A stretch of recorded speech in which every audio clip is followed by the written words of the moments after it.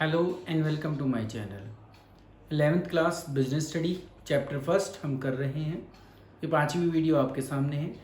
इसके थ्रू हम ये सीखेंगे कि किन फैक्टर्स को हमें ध्यान में रखना चाहिए जब हम बिज़नेस को सिलेक्ट करें कि हमें किस टाइप के बिज़नेस को करना चाहिए। तो आज की जो वीडियो है वो उसी से रिलेटेड है कि जब बिज़नेस को कभी भी स्टार्ट किया जा रहा है, हमने किसी भी व्यवसाय का चुनाव जब हमें करना हो तो कौन से मूल कारक या बेसिक फैक्टर हैं जिनको हमें ध्यान में रखना चाहिए। तो शुरुआत करते हैं पहले फैक्टर्स की। देखिए, हमारा मोटिव बिजनेस करने का प्रॉफिट कमाना ही है, तो हम जो भी व्यवसाय को सिलेक्ट करें, हमारा मेन मोटिव जो होता है वो ये होता है कि ऐसी कोई व्यवसाय की या बिजनेस की लाइन चुनी जाए जहां पर प्रॉफिट सबसे ज़्यादा होने के चांसेस या जो दिख रहा हो मार्केट में। तो सबसे पहला यही है कि हमें लाइन चूज करनी है। तो जब हम लाइन चूज करें तो उस समय हमें प्रॉफिट को कंसीडर करना है, क्योंकि हमारा मेन ऑब्जेक्टिव प्रॉफिट कमाना ही होता है। तो सबसे पहले एंटरप्रेन्योर को, जो बिजनेस करना चाहता है, उद्यमी या मालिक जो भी है, वो ये देखे कि किस नेचर का या किस टाइप का बिजनेस उसे करना है। जो भी उस एक एरिया में या हम कहें कि हमारी कंट्री में बिजनेस अवेलेबल हैं, उनमें से हमें चूज करना होता है कैसा नेचर और किस टाइप का बिजनेस हम करना चाहते हैं। टेक्सटाइल इंडस्ट्री में हम जाना चाहते हैं, कंप्यूटर की फील्ड या इंफॉर्मेशन टेक्नोलॉजी की इंडस्ट्री में हम जाना चाहते हैं, एजुकेशन की इंडस्ट्री में हम जाना चाहते हैं, डेयरी प्रोडक्ट की इंडस्ट्री में हम जाना चाहते हैं। There are so many industry या डिफरेंट फील्ड्स अवेलेबल। हमें सिर्फ ये देखना है कि किस नेचर या किस टाइप के बिजनेस में हमें मैक्सिमम प्रॉफिट हो सकता है, जितना पैसा या जितनी इन्वेस्टमेंट, जितना फाइनेंस हमारे पास अवेलेबल है। तो सबसे पहले हम उस लाइन को चूज करना चाहते हैं सो दैट हम अपना जो भी पैसा बिजनेस में लगाएं वो हमें मैक्सिमम प्रॉफिट कमा कर दे। पहला तो पॉइंट यही था। तो ही शिल भी ऑब्वियसली ये मैं बता चुका हूं आपको, इंडस्ट्री या कॉमर्स जिसको भी वो चूज करना चाहता है, वहां पर प्रॉफिट देखना उसका काम होता है कि प्रॉफिट कब मैक्सिमाइज है या प्रॉफिट कमाने के चांसेस सबसे ज़्यादा कहाँ हैं। हम ऐसी ही लाइन को चूज करेंगे। अब हम सेकंड फैक्टर पर आते हैं। मैं आपको एक बात और इसमें बीच में बता दूं कि किसी भी एक फैक्टर पर कभी भी आप बिजनेस को डिसाइड नहीं कर सकते कि एक फैक्टर ये बता दे कि आप इस टाइप के बिजनेस को कर लो। जब मल्टीपल फैक्टर्स जो हम पढ़ रहे हैं, अभी हमारे सामने जो ये फैक्टर आया है, ये सेकंड फैक्टर है, जब इनमें से ज्यादातर फैक्टर हमारे फेवर में हो किसी एक लाइन के या किसी एक बिजनेस को शुरू करने के, जब हम उसको शुरू करते हैं, तो अब आया फर्म का आकार, साइज, किस लेवल पर हम बिजनेस करना चाहते हैं। एक बिजनेस ये आपके सामने है जहां पर बैग्स बन रहे हैं स्कूल के, ठीक है। तो आपको क्या समझना है, आकार का मतलब क्या है। If the entrepreneur is confident that the demand, देखो इंपॉर्टेंट वर्ड है डिमांड।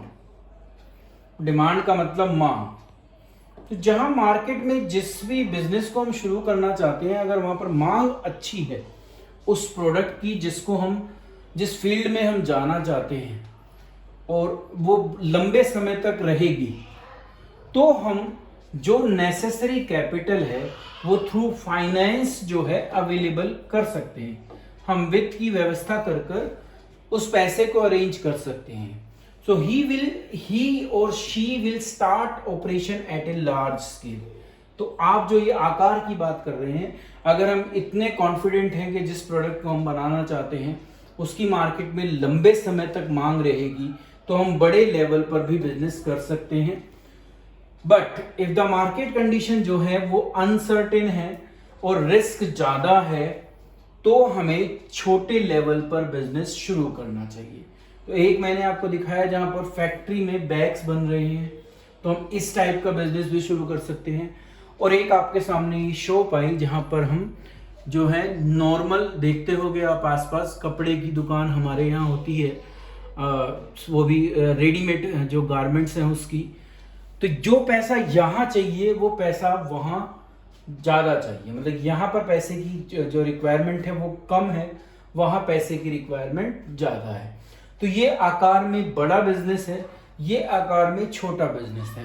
तो ये डिपेंड, हम जा उसी लाइन में रहे हैं, हम कहीं ना कहीं एक ही फील्ड में हैं। अगर इंडस्ट्री की बात की जाए लगभग सेम है।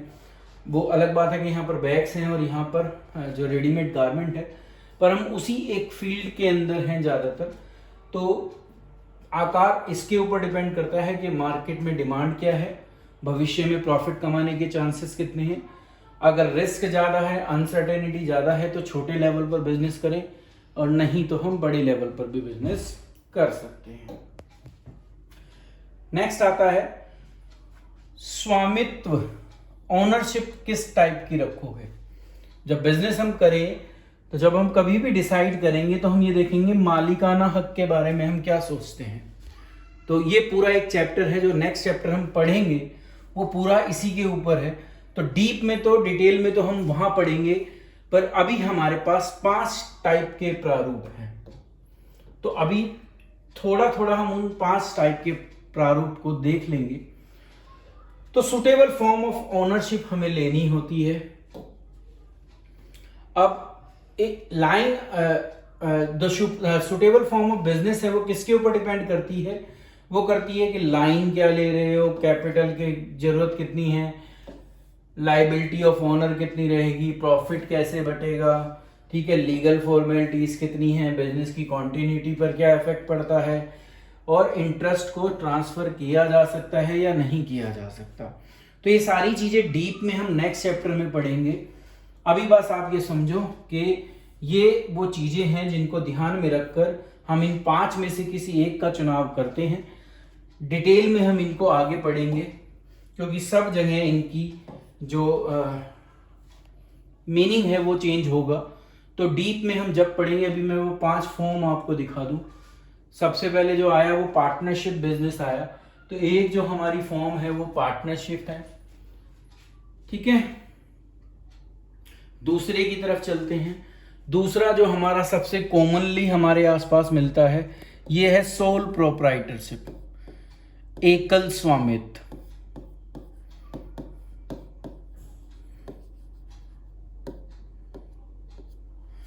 ये सबसे ज्यादा कॉमनली आपके आसपास पड़ोस में यही ऐसी ही टाइप की हमारे बिजनेसेस हमें मिलते हैं।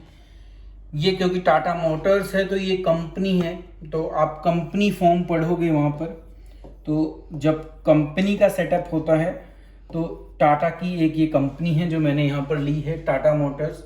तो एक थर्ड जो फॉर्म है वो कंपनी है। फिर आता है HUF। इस फॉर्म ऑफ बिजनेस ऑर्गेनाइजेशन को हम HUF कहते हैं, हिंदू अनडिवाइडेड फैमिली, ठीक है। तो आपको दिख रहा है कि ये एक जॉइंट परिवार है, और जॉइंट परिवार मिलकर कोई व्यवसाय कर रहा है। जो भी पैसा इस बिजनेस में लगा है ये इन सब का होता है। तो डीप में हम फिर पढ़ेंगे बाद में। अभी आप समझो कि ये एक फॉर्म होती है जॉइंट हिंदू फैमिली बिजनेस। और लास्ट आती है, ये है कोऑपरेटिव सोसाइटी, ठीक है। तो यहाँ मैं अभी इसको सिर्फ लिख रहा हूँ, डिटेल में हम नेक्स्ट चैप्टर में पढ़ेंगे। कोऑपरेटिव सोसाइटी जो है मेंबर के थ्रू बनती है और वो उसी तरीके से रिएक्ट करती है। तो ये 5 फॉर्म ऑफ बिजनेस ऑर्गेनाइजेशन होती हैं, जिनमें से किसी एक का चुनाव हमें करना होता है। जब हम व्यवसाय करें तो हम इनमें से किसी एक को चुनें।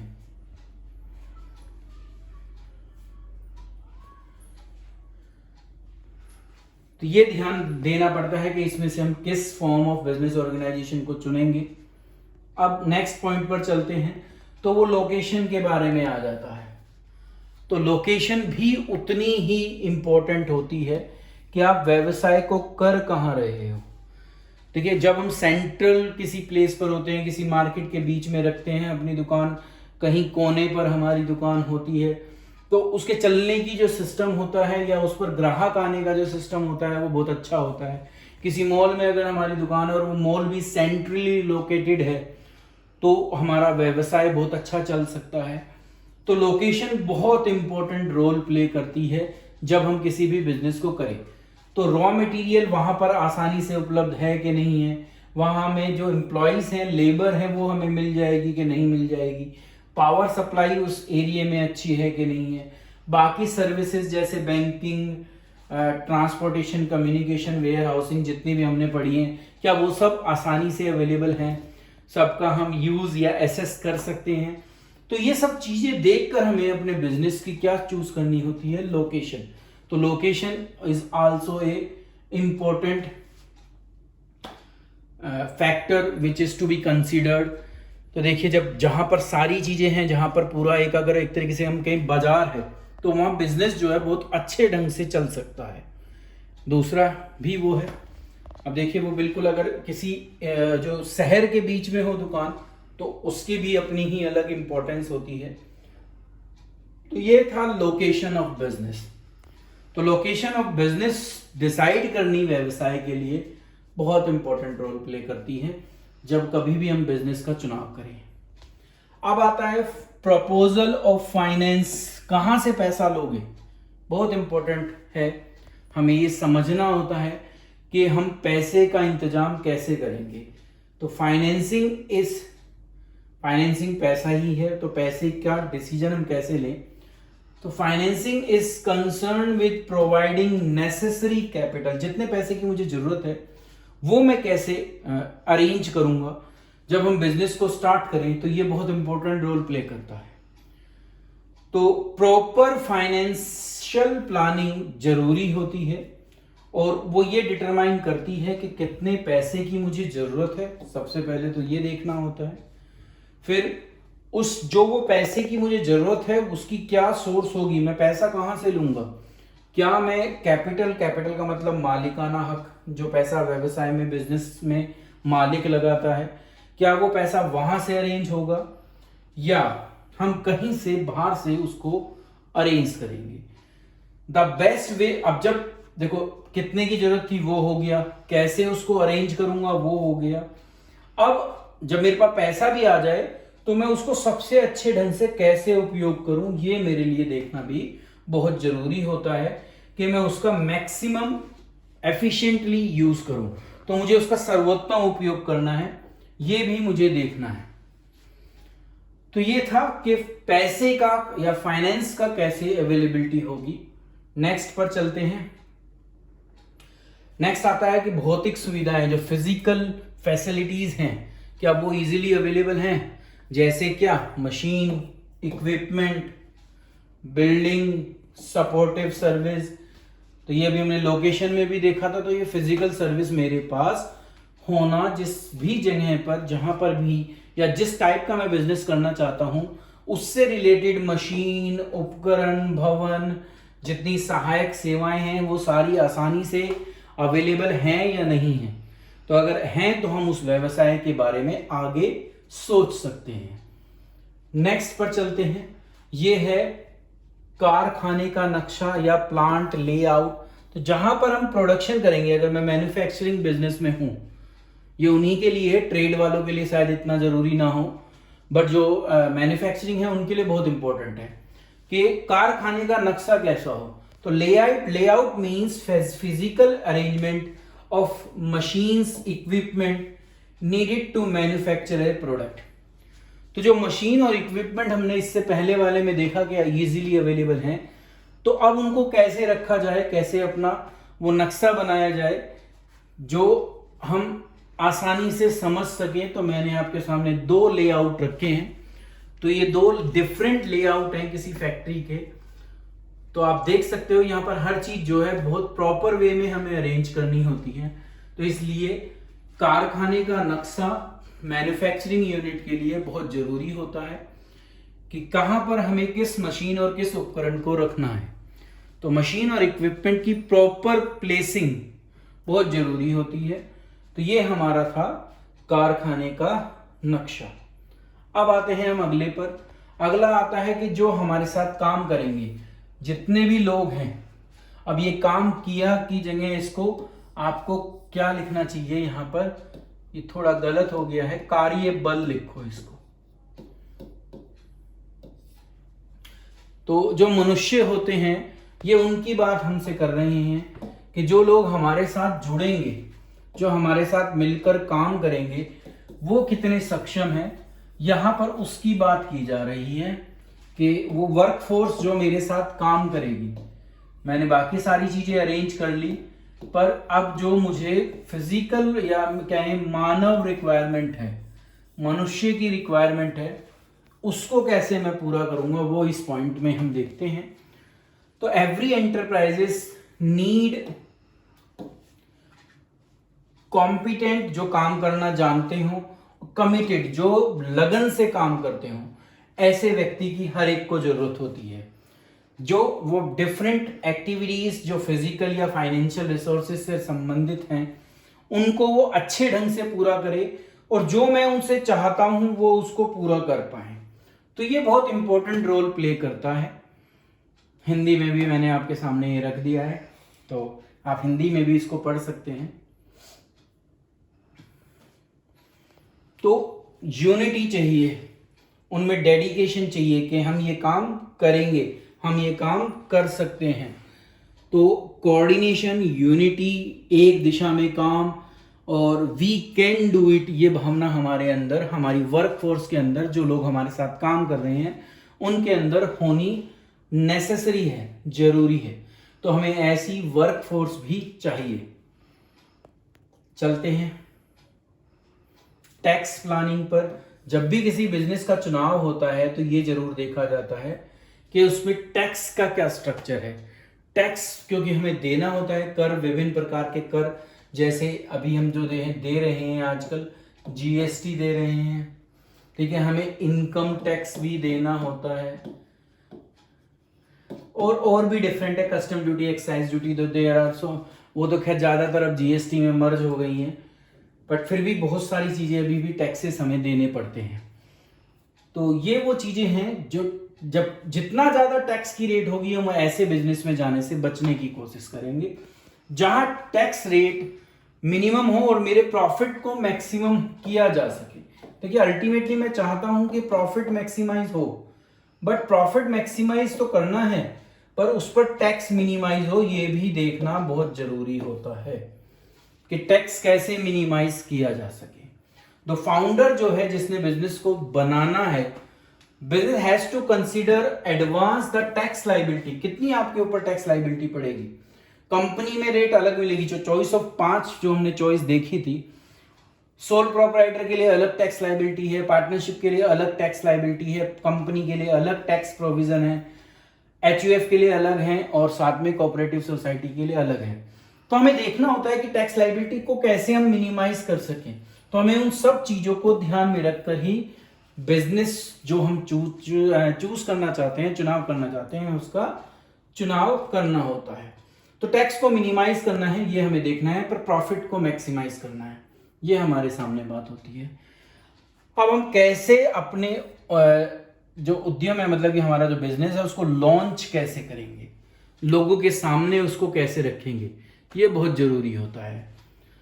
The entrepreneur can go ahead with actual launching of the enterprises by mobilizing various resources, fulfilling necessary legal formalities, starting the production process and initiating the sale promotion campaign।